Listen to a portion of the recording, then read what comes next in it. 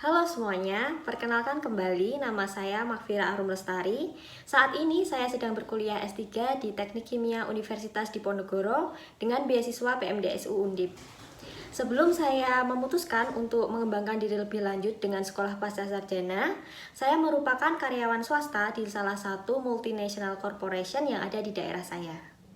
Di video kali ini, saya mau sharing-sharing tentang pekerjaan pertama saya saat lulus S1, yaitu terkait alur seleksinya, bagaimana sih caranya cepat mendapatkan kerja saat lulus S1, dan poin-poin penting lainnya sesuai dengan pengalaman saya.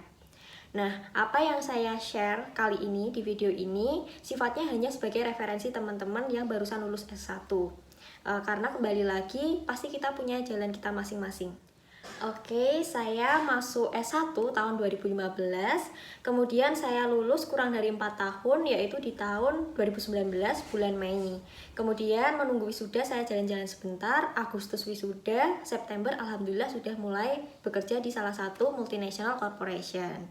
Nah, saya mendapatkan pekerjaan saya tersebut, tolong digarisbawahi, tanpa orang dalam.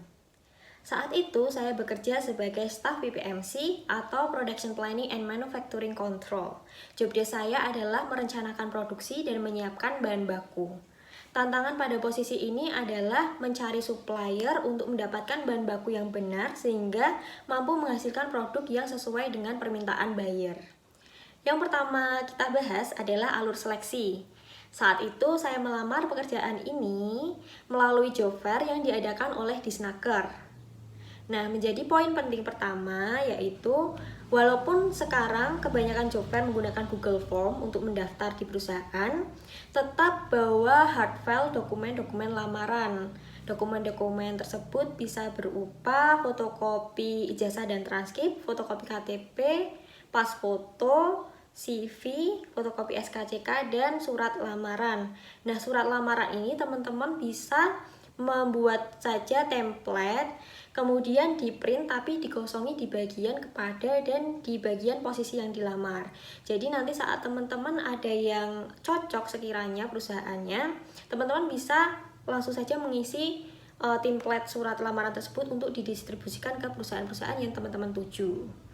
Nah, poin penting kedua yaitu jangan datang ke job fair mepet waktu seperti yang dulu saya alami ya. Jadi dulu saya datang ke job fair itu sore hari, di situ stand-standnya udah pada tutup dan ini merupakan satu-satunya company yang saya lamar saat itu. Setelah saya menaruh dokumen hard file saya, lamaran saya di stand perusahaan tersebut, beberapa hari kemudian saya mendapatkan panggilan seleksi. Saat itu saya datang ke perusahaan untuk melakukan seleksi dan saat itu masih banyak sekali kandidat-kandidatnya. Oh ya, saat itu ada salah satu kandidat yang disuruh pulang karena menggunakan jeans.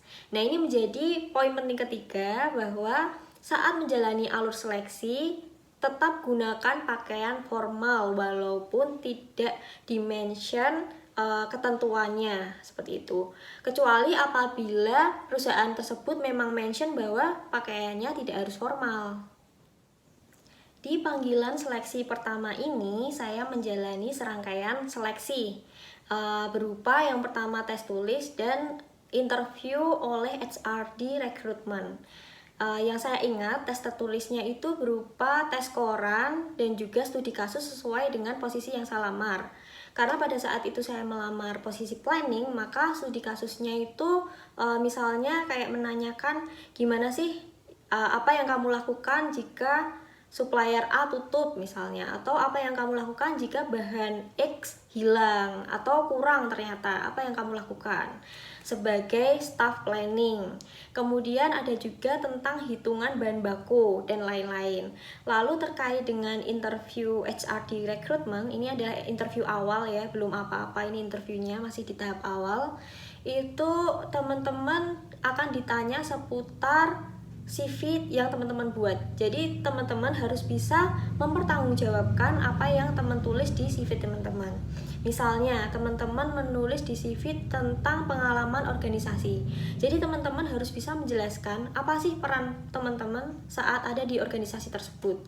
Atau misalnya teman-teman menuliskan prestasi. Nah, teman-teman harus bisa menceritakan prosesnya teman-teman bisa mendapatkan prestasi tersebut, seperti itu. Nah, rangkaian seleksi ini berjalan selama berjam-jam, sangat lama. Jadi menjadi poin penting keempat, yaitu jangan lupa makan sebelum datang ke seleksi. Beberapa hari kemudian, saya menerima pesan bahwa saya lolos ke tahapan selanjutnya. Tahapan selanjutnya adalah interview user. Dan karena ini adalah perusahaan MNC, multinational corporation, dan yang saya lamar posisinya adalah sebagai staff, bukan operator. Jadi interview di sini full menggunakan bahasa Inggris.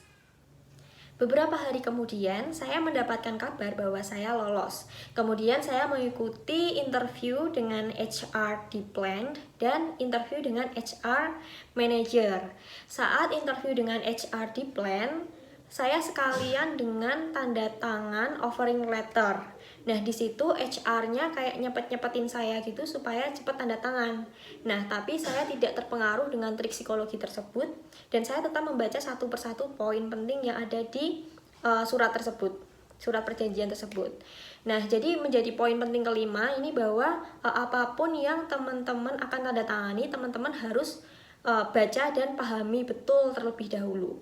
Nah, misalnya poin-poin yang harus dipahami adalah apakah di situ ijazah teman-teman akan ditahan misalnya, atau mungkin kalau misalnya teman-teman mau keluar kurang dari 1 tahun, apakah ada hukuman dan lain sebagainya.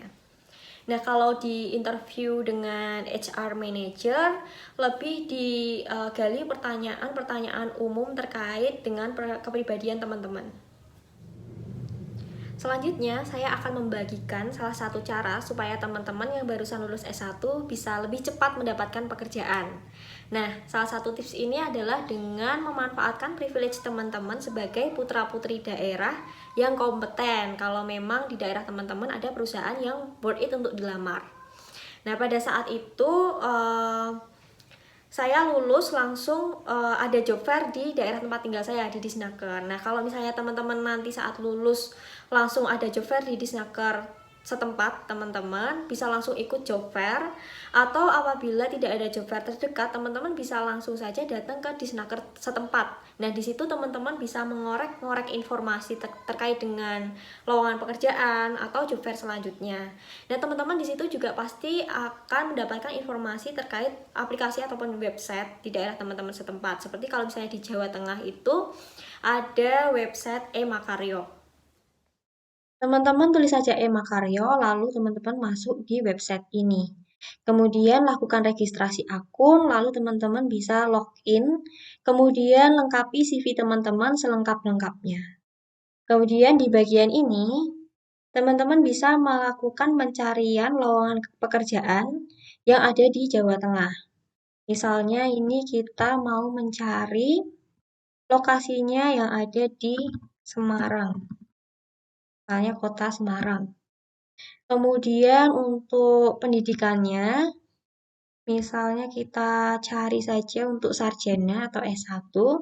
Kemudian untuk jurusannya kita pilih yang semua jurusan, atau teman-teman juga bisa pilih untuk yang sesuai jurusan teman-teman. Tapi ini kita pilih saja semua jurusan. Nah, di perkawinan ini belum kawin, lalu kita klik cari. Nah, di sini ada banyak sekali lowongan pekerjaan yang bisa teman-teman lamar ya. Nih. Kemudian teman-teman ikuti saja langkah-langkah selanjutnya. Selain itu, saat teman-teman sudah mendaftarkan diri teman-teman di akun ini sebagai pencari kerja, saat pegawai di Snaker melakukan screening ke perusahaan-perusahaan setempat, teman-teman juga berpeluang untuk diberikan informasi terkait open recruitment-nya dari perusahaan-perusahaan yang didatangi tersebut. Oke, that's all. Pengalaman saya mencari kerja saat lulus S1 memang sangat minim karena pada saat itu alhamdulillah saya langsung diterima. Tetapi walaupun hanya sedikit yang bisa saya sampaikan ini, semoga bermanfaat. Terima kasih.